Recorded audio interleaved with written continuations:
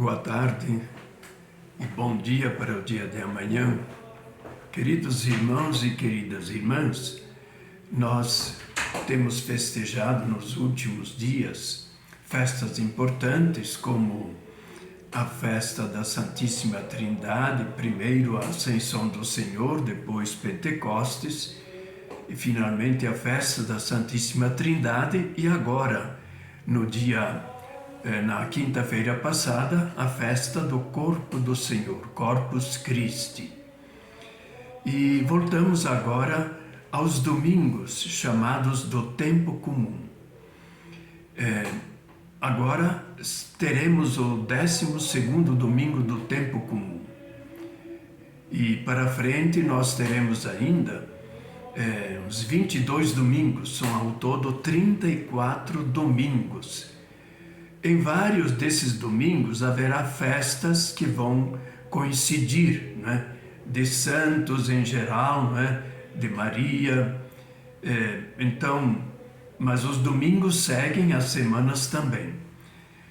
Então, hoje nós temos uma proposta, especialmente no Evangelho, de como a gente, ao longo destes domingos, que irão até o próximo Advento, que volta a ser o ano A, como nós podemos proceder, seja na leitura da Sagrada Escritura, seja no conhecimento cada vez maior de Jesus Cristo.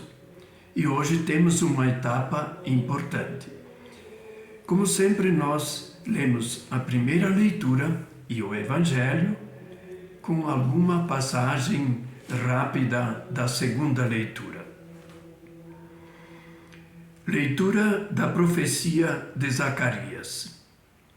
Assim diz o Senhor: derramarei sobre a casa de Davi e sobre os habitantes de Jerusalém um espírito de graça e de oração. Eles olharão para mim. Ao que eles feriram de morte, onde chorá-lo, como se chora a perda de um filho único, e onde sentir por ele a dor que se sente pela morte de um primogênito. Naquele dia haverá um grande pranto em Jerusalém, como foi o de Hadad-Remon, no campo de Magedo. Naquele dia haverá uma fonte acessível à casa de Davi e aos habitantes de Jerusalém para ablução e purificação. Palavra de Deus. Graças a Deus. O Salmo responsorial, ele combina também com esse tema, pelaquela ânsia que nós todos temos de Deus. Deus vem ao nosso encontro, nos oferece a salvação, nos oferece a união com Ele, com a Santíssima Trindade, já nesta vida, que vai culminar depois por toda a eternidade. Então, é esta sede de Deus que está aqui no Salmo 62. A minha alma tem sede de vós, como a terra sedenta, ó meu Deus. Esse é um salmo do Antigo Testamento, e agora nós, na liturgia cristã, sabemos que esse Deus é o Deus de Jesus Cristo. É o mesmo Deus com o Espírito Santo. Isto é, a Santíssima Trindade que está sempre nos acolhendo. O Evangelho continua sendo o Evangelho de Lucas. Proclamação do Evangelho de Jesus Cristo segundo Lucas. Certo dia, Jesus estava rezando num lugar retirado, e os discípulos estavam com ele. Então Jesus perguntou-lhes: quem diz o povo que eu sou? Eles responderam: uns dizem que és João Batista, outros que és Elias, mas outros acham que és algum dos antigos profetas que ressuscitou. Mas Jesus perguntou: e vós, quem dizeis que eu sou? Pedro respondeu: o Cristo de Deus. Mas Jesus proibiu-lhes severamente que contassem isso a alguém. E acrescentou: o Filho do Homem deve sofrer muito, ser rejeitado pelos anciãos, pelos sumos sacerdotes, doutores da lei, e deve ser morto e ressuscitar no terceiro dia. Depois Jesus disse a todos: se alguém me quer seguir, renuncie a si mesmo, tome sua cruz cada dia e siga-me. Pois quem quiser salvar a sua vida, vai perdê-la. E quem perder a sua vida por causa de mim, esse a salvará. Palavra da salvação. Glória a vós, Senhor. Vamos a alguns pensamentos da primeira leitura. Essa leitura é do profeta Zacarias, que é um profeta depois do exílio, cujo texto assim foi crescendo. Então essa parte aqui, uma espécie de contribuição de algum discípulo de Zacarias. E ele fala de um espírito de graça e de oração que Deus vai derramar sobre a casa de Davi.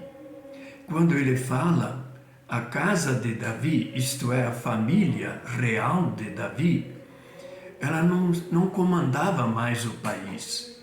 Eram mais os sacerdotes e todos aqueles que estavam em torno do sacerdote. Portanto, quem estava ligado ao templo de Jerusalém. E aí, umas palavras misteriosas: eles olharão para mim. Quer dizer, para Deus, porque Deus é que está falando. Ao que eles feriram de morte, onde choraram. A gente se pergunta: quem é esse que eles feriram de morte? A resposta vem no Evangelho. Como se chora a perda de um filho único, e onde sentir por ele a dor que se sente pela morte de um primogênito. E aí então uma promessa também: haverá um grande pranto em Jerusalém, como aconteceu no campo de Magedo. Mas também haverá uma fonte acessível à casa de Davi e aos habitantes de Jerusalém. Essa fonte acessível é uma fonte lá em Jerusalém, né? Ele está falando de Jerusalém, que é a única fonte que dura o ano todo. Porque é um país bastante árido, chove poucos meses e é muito rochoso, então a água também não é que penetra bem, não é? No solo. O solo é um pouco denso, mas lá a cidade foi construída há muito tempo, do tempo dos jebuseus, talvez uns 1600 anos antes de Cristo. Foi construída a cidade e o ponto era garantido porque tinha água. Então a água é o símbolo da vida. Aquele mesmo Jesus que fala a samaritana que ele pede água e ela diz: mas não posso dar essa água porque eu sou samaritano, você é judeu. Se soubesses que eu posso te dar uma água da qual você vai beber para nunca mais ter sede. É a água misteriosa que é a fonte de vida, o próprio Deus. E aí sim vem a resposta do Salmo. Como terra sedenta e sem água, venho assim contemplar-vos no templo. O templo onde tinha essa fonte, sim, é o peregrino que assim fala no Salmo.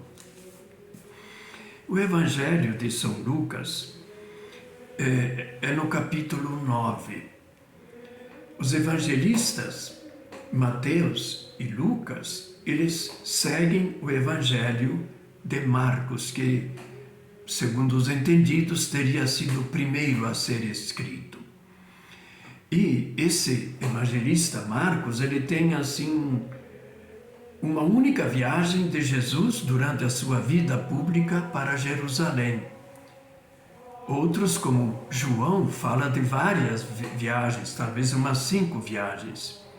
Então, o esquema mais geográfico: Jesus é batizado no Rio Jordão, tem a sua missão na Galileia, vai até onde tem as nascentes do Jordão, em Cesareia de Filipe, e aí, nesse local é que estaria localizada essa cena de Jesus que está rezando. No Evangelho de Lucas, nós vemos várias vezes Jesus rezando. É um homem de oração. Enquanto os discípulos, não poucas vezes, estão cansados e alguns o acompanham até o alto de um monte, Jesus reza. E aí também conversa com os discípulos. E ele faz uma pergunta, que nesse capítulo 9 de Lucas, aparece na boca de Herodes Antipas. Não o Herodes, é um filho daquele Herodes o Grande, do qual se conta lá a história da infância de Mateus, que ele matou crianças e Jesus teve que fugir com a Sagrada Família para o Egito. Então, a primeira resposta, o que as pessoas dizem? O que o povo diz? Que eu sou. É uma pergunta do próprio Jesus. Jesus, como homem, também se perguntava. O que ele fazia quando estava a sós em oração? Conversando com o Pai do céu. E às vezes se interrogando qual é a sua vontade. E aí então essa resposta é João Batista. Então Herodes Antipas diz: olha, eu acabei de matar, está uma consciência má, não é? João Batista, porque ele estava com problemas lá do matrimônio dele, denunciado o matrimônio desse Herodes Antipas, filho do grande Herodes, com Herodíades. E ela então pediu a cabeça de João Batista quando ele foi preso. E aí Herodes diz: Jesus, esse Jesus aí, ele é o João Batista que ressuscitou. Que a pregação de Jesus era exigente, como a de João Batista também. E outros dizem que és Elias. Elias é o grande profeta, do qual se dizia, está na Bíblia, que ele foi arrebatado ao céu, sem morrer no final da sua missão. Então se esperava o retorno desse profeta Elias. Então a figura de Jesus chamava a atenção. E havia várias interpretações. E aí Jesus, ou então algum dos antigos profetas que ressuscitou. Então, 3 hipóteses. E Jesus pergunta: e vós, quem dizeis que eu sou? Os apóstolos, afinal, já estavam 1 ano, 1 ano e meio, talvez mais de 2 anos, junto com Jesus. E Pedro, então, tem a coragem de dizer: tu és o Cristo de Deus. Quando se fala de Cristo, se fala do ungido do Senhor. E a mesma palavra grega é Cristo, como Messias, traduzido do hebraico. E esse Messias esperado é filho de Davi, do qual se fala na primeira leitura. É um descendente da casa real de Davi. E Jesus é descendente através de José, esposo de Maria, descendente da família antiga de Davi. Então, Cristo de Deus, portanto, o Messias que Deus enviou. Essa é a resposta segundo Lucas, que Pedro dá, não é? E Jesus não quer que ninguém saiba. Quer segredo. Por que esse segredo?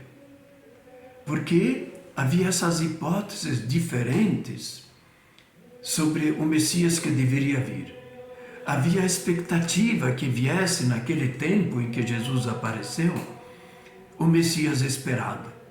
Em momentos difíceis da nação, dominado pelos Império Romano e também coisas erradas dentro do templo, sacerdotes que como que negociavam as coisas sempre a favor de Roma, porque Roma os apoiava. Então, esse segredo é para Jesus começar a explicar quem ele é.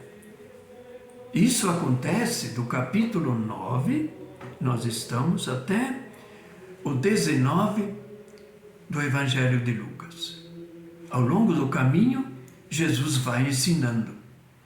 E nós vamos tendo vários ensinamentos, várias parábolas, milagres que Jesus faz ao longo desses domingos até o 34º domingo do tempo comum. Então, é uma catequese.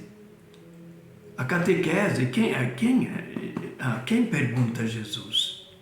E vós, vocês, você que me escuta, nós somos discípulos de Jesus. Que pergunta Jesus faz para nós? Quem eu sou para você? O que você diz de mim? Você age como eu estou agindo? Então é uma pergunta muito séria, mas muito alegre, porque nós estamos no seguimento de Jesus Cristo. Mas essa alegria de seguir a Jesus Cristo, ela é bastante complicada. Vejam que Jesus acrescenta, então, né? O Filho do Homem deve sofrer muito. Jesus nunca se chama eu sou o Cristo. Ele se chama Filho do Homem. É Filho de Deus, mas ele é humano. É humano como nós, em tudo, menos no pecado. Então o Filho do Homem deve sofrer muito. Essa perspectiva não existia no tempo de Jesus. Que o Messias esperado se esperava como um descendente de um rei, portanto ele ia governar em Jerusalém o povo e, é claro, ia expulsar os romanos. Ia fazer uma reforma do culto no templo, né? Então, Jesus vai ser rejeitado por quem? Pelos chefes do povo, pelos anciãos, pelos sumos sacerdotes, doutores da lei, aqueles que ensinavam a religião para o povo judeu, né? E os deveres que eles deveriam cumprir. E ainda diz, deve ser morto e ressuscitar ao terceiro dia. Quer dizer, deve, para cumprir a missão, Jesus agora tem consciência que eu vou acabar sendo morto. A gente às vezes fica se perguntando, mas isso acontece nos dias de hoje? Basta ver as pessoas que, por causa da defesa dos direitos dos pobres aqui no Brasil, foram assassinadas, martirizadas, e sabiam que o seu destino seria a morte. E não poucos desses, inclusive gente que você não sabe se é um cristão convicto ou não, por exemplo, o que morreu agora, o sertanista, ou melhor dizendo, o indigenista, que trabalha para a FUNAI, ele foi morto, assassinado, junto com o jornalista que ia escrever sobre os dramas dos povos indígenas, sobre as injustiças que estavam sendo feitas na região onde, lá no extremo oeste da Amazônia, na região de Tabatinga e do Rio, lá, né? Então, são pessoas que deram a vida. Ah, mas ele não é mártir. Mas ele sabia que podia morrer. Podia fugir disso. Jesus não foge.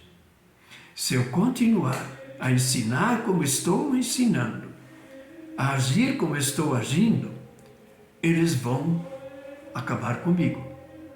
Eu serei morto. Mas tinha uma certeza: eu vou ressuscitar ao terceiro dia, não é? E aí, então, uma última palavra. Vejam que ele não diz aos discípulos que estavam com ele, os 12, a todos, né? Depois Jesus disse a todos. Quem eram aqueles todos lá presentes? Todos aqueles presentes somos nós, discípulos de Jesus. Se alguém me quer servir, renuncie a si mesmo. Quer dizer, não coloque em primeiro lugar a sua vida, mas o bem das outras pessoas, seja da sua família, seja das pessoas mais abandonadas, sofredoras, massacradas, ameaçadas na sua vida. Se alguém me quer seguir, renuncie a si mesmo. Tome a sua cruz cada dia e siga-me. Então, tomar a cruz significa o seguimento de Jesus Cristo. Porque a esperança da ressurreição, ela é muito bonita. Da vida eterna, muito bonita. O que Jesus também diz, que nós somos seus irmãos e que em todo aquele que crê em Jesus estará o Pai e Ele, e é claro, no amor do Espírito Santo. Mas o caminho é o caminho da cruz, do seguimento. Pois quem quiser salvar a sua vida vai perdê-la. A vida cristã, para ser autêntica, ela tem que ser um pouco perder a si mesmo para fazer viver o outro, a outra, seja na família, seja na sociedade.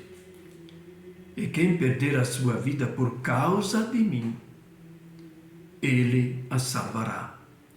Esse a vai salvar. São essas palavras que devem acompanhar não só quando nós participamos da missa, seja num domingo, seja no outro dia, mas no nosso dia a dia ao longo de todos os domingos, de todas as semanas. Quer dizer, estar sempre disponível para servir. E aí nós estaremos com Deus, porque estamos servindo ao próximo. Que assim seja. Uma boa semana a todos.